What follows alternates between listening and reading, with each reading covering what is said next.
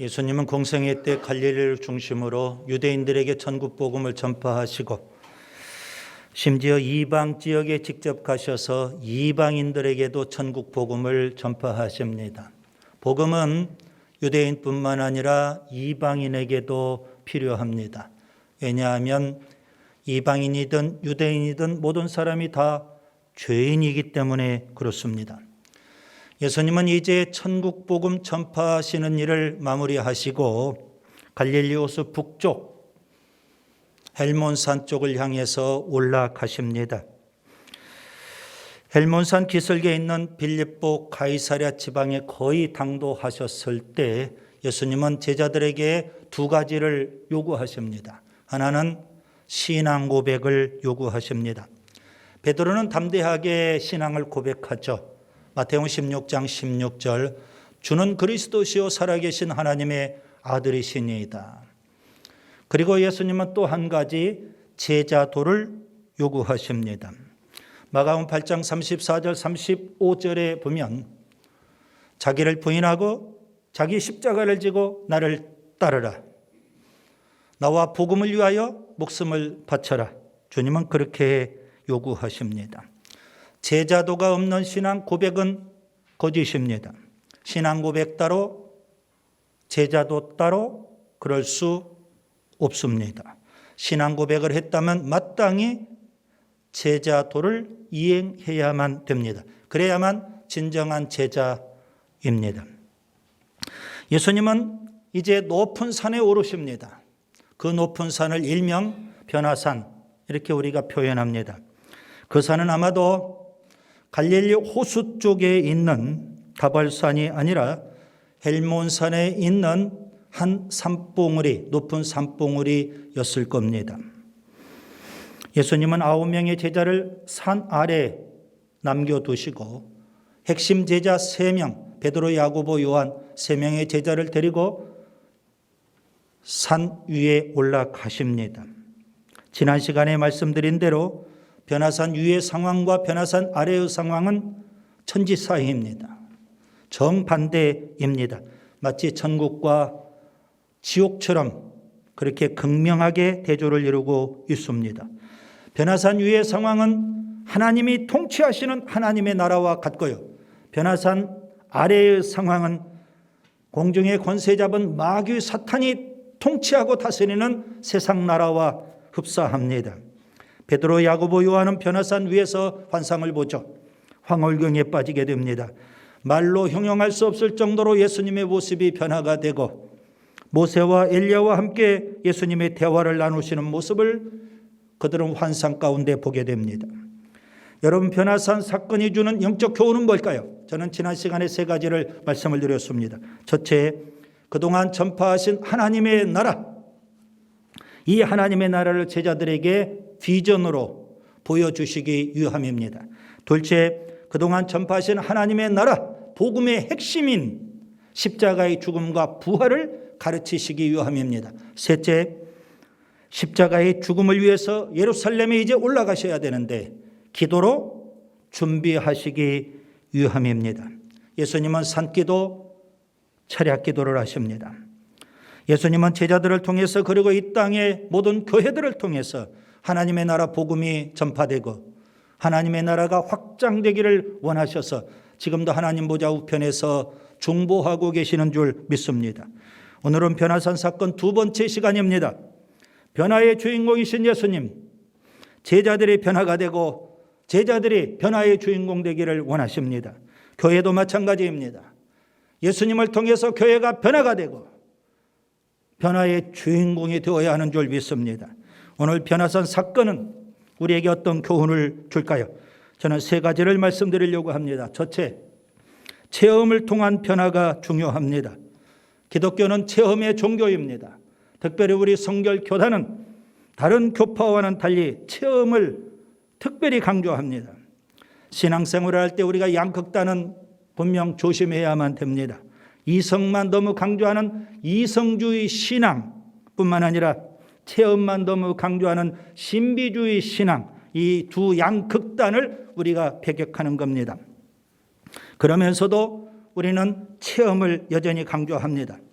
달리 표현하면 말씀, 기도, 적절한 균형을 이루어야 한다는 말씀입니다. 여러분, 합리주의 신앙은 조그만 유혹, 사소한 시험 앞에도 신앙이 흔들려 버립니다. 체험이 없기 때문입니다. 체험을 통해서 신앙의 확신을 가져야 하고 삶의 변화가 일어나야만 되는 겁니다. 시편 34편 8절 너희는 여호와의 선하심을 맛보아 알지어다. 맛보라고 표현되어 있습니다. 이 맛보다 이 말은 체험해야 된다, 그런 의미입니다. 말씀의 맛, 기도의 맛, 봉사의 재미, 전도의 묘미, 여러분 체험할 수 있어야 되는 겁니다. 찬송가 364장을 잘 아실 겁니다. 내 기도하는 그 시간, 그때가 가장 즐겁다, 그렇게 노래하고 있지 않습니까? 그는 기도를 경험했고 기도의 맛을 알기 때문에 기도하는 그 시간이 가장 즐겁다고 노래하고 있는 겁니다. 체험이 중요합니다. 베드로, 야고보, 요한은요 환상을 보고 황홀경에 빠질 정도로 엄청난 체험을 지금 하고 있는 겁니다. 예수님이 변화하신 모습, 모세와 엘리야가 나타난 장면, 구름이 가득하고 하나님의 음성이 들리는 현상, 그 모든 것들을 다 체험합니다. 그러면 예수님께서는 왜 제자들에게 그 엄청난 체험을 지금 해주고 계실까요? 여러분, 문맥을 통해서 살펴봐야만 합니다. 제자들은 신앙을 고백했지만 예수님이 십자가에 죽으신다는 것을 완강하게 거부합니다. 믿지 않습니다. 그들은 입술로는 신앙을 고백하는데요, 행동은 마귀짓을 하고 있는 겁니다. 그래서 예수님은 사탄아 물러가라, 그렇게 말씀하고 계시지 않습니까? 하나님도 그들을 책망하십니다. 본문 7절에 보면 너희는 그의 말을 들으라. 하나님이 그렇게 직접 임재하셔서 말씀하십니다. 무슨 의미일까요? 변화가 되어야 된다는 것입니다. 자기 생각만 고집하지 말고 예수님의 말씀을 듣고 변화가 되어야 한다고 하나님께서도 말씀하고 계시는 겁니다. 광야의 이스라엘 백성들을 보세요. 그들은 광야 40년 동안 엄청난 기적들을 체험합니다. 날마다 기적의 연속입니다. 그러나 그들의 삶은, 그들의 생각은 전혀 변화가 없습니다. 체험 자체가 중요한 것이 아니라 체험을 통한 변화가 중요하다는 말씀입니다. 영적인 체험을 통해서 생각이 바뀌고 언어가 바뀌며 행동이 바뀔 수만 있다면 얼마나 좋을까요? 사도 바울을 보세요. 그의 신앙 체험은 참으로 극적입니다. 그는 유대교에 있을 때 예수님을 핍박하고 그리스도인들을 박해하며 교회를 잔멸하려고 했던 사람입니다. 그런 그가 사도행전 9장에 극적인 체험을 합니다. 그의 인생에 혁명적인 변화가 일어나게 됐습니다. 다메섹 도상에서 그가 부활하신 예수님을 만납니다. 그러고 나서 그는 죄를 철저히 회개하고 성령을 체험하고 사명을 발견하게 됩니다. 평생 이방인에게 천국 복음을 전파하는 이방인의 사도가 되었다라는 겁니다. 고린도후서 12장에 보면 그는 심지어 3층천 낙원을 체험하기도 합니다. 그러한 체험들이 있기 때문에요. 그는 어떠한 핍박과 고난을 당해도, 어떠한 모함과 오해를 받아도, 어떠한 방해와 해방이 있어도 전혀 흔들리지 않습니다. 그는 확신을 갖고 목숨 걸고 사명에 살았던 겁니다. 체험을 통한 변화가 중요한 겁니다. 둘째, 변화는 말씀과 기도를 통해서 가능합니다. 변화의 주인공이신 예수님, 변화되기를 고집스럽게 거부하는 제자들, 예수님이 절대 십자가에 죽으실 수 없다고 고집을 피우는 제자들, 입술은 신앙적인데 행동은 마귀적인 제자들, 그런 제자들을 이끌고 변화선에 가시는 겁니다. 왜 그곳에 가실까요? 기도하시기 유함입니다. 여러분, 기도는 사람을 변화시키는 강력한 도구가 됩니다. 여러분, 변화되기를 원하십니까? 변화되어서 새 사람 되기를 원하십니까? 기도를 통해서 하나님을 체험하고 하나님의 임재를 경험해야 됩니다. 기도를 통해서 살아계신 주님, 변화의 주인공이신 그 예수님을 우리가 만나야만 우리의 인생의 변화가 찾아오는 거 아니겠습니까? 예수님과 씨름하듯 그렇게 예수님을 체험할 때 그 사람 속에 변화가 싹트기 시작하는 겁니다. 창세기 32장 야곱이 이스라엘로 변화되는 장면이 기록되어 있습니다. 그는 형 에서와 아버지 이삭을 속이고 장자의 명분, 장자의 축복을 가르쳤습니다. 그리고 형과 원수가 되어서 형을 피해서 외갓집으로 도망을 갑니다. 그곳에서 20년의 세월을 보냅니다. 그리고 그가 금이환양 고향에 돌아오는데요, 뜻밖의 소식을 접하게 됩니다. 형 에서가 야곱을 죽이기 위해서 군인을 이끌고 지금 마중 나오고 있다는 겁니다. 가슴이 철렁합니다. 죽을 맛입니다. 이제 꼼짝없이 죽게 됐습니다. 그는 약곡 나루터에서 밤새도록 하나님 앞에 기도를 합니다. 그는 분명히 이렇게 기도했을 겁니다. 하나님, 20년이 지났는데 형 에서가 나를 죽이려고 합니다. 하나님, 형 에서의 마음을 바꿔주세요. 형 에서의 마음을 변화시켜 주세요. 밤새도록 기도합니다. 드디어 하나님께서 새벽녘에 그에게 나타나십니다. 하나님이 그의 이름을 물어보십니다. 창세기 32장 27절, 내 이름이 무엇이냐? 하나님께서 야곱의 이름을 모르셔가지고 야곱에게 내 이름이 무엇이냐 물어보셨을까요? 하나님이 말씀하십니다. 창세기 32장 28절, 내 이름을 다시는 야곱이라 부를 것이 아니요 이스라엘이라 부를 것이라. 무슨 의미일까요? 그동안 네가 야곱처럼 살았는데 이제는 이스라엘로 변화되어야 되지 않겠느냐, 그런 의미가 그 속에 담겨 있는 겁니다.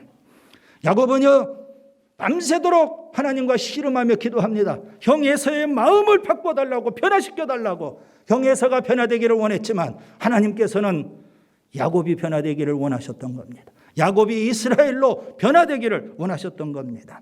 여러분, 기도는 야곱이 이스라엘로 변화되는 것처럼 우리를 변화시키는 강력한 힘이 있습니다.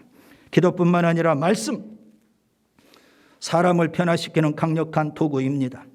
예수님이 보실 때 제자들의 입술은 신앙적인데 제자들의 행동은요, 마귀적이셨습니다. 그런 제자들에게 예수님은 계속 말씀을 가르치십니다.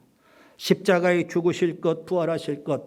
제자들은 고집스럽게 듣지 않습니다. 거부합니다. 그럼에도 불구하고 성경에 보니까 최소한 3번 이상 예수님은 십자가에 죽으시고 부활하실 것을 제자들에게 가르쳐 주셨던 겁니다. 말씀을 통해서 제자들이 변화되기를 원하신다는 겁니다. 변화산 위에서 오죽하면 하나님께서 변화산에 임재하셔서 제자들을 책망하실까요? 본문 7절, 너희는 그의 말을 들으라. 무슨 의미일까요? 말씀을 통해서 변화가 되어야 된다는 의미입니다. 여러분, 말씀은 우리를 변화시키는 강력한 도구가 됩니다. 히브리서 4장 12절, 하나님의 말씀은 살아있고 운동력이 있습니다. 하나님의 말씀은 좌우의 날선 어떤 검보다도 예리합니다.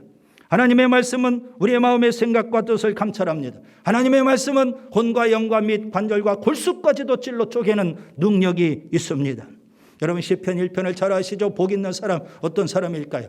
조야로 하나님의 말씀을 묵상하는 사람입니다. 그 말씀을 통해서 변화가 되기 때문에 복 있는 사람인 줄 믿습니다.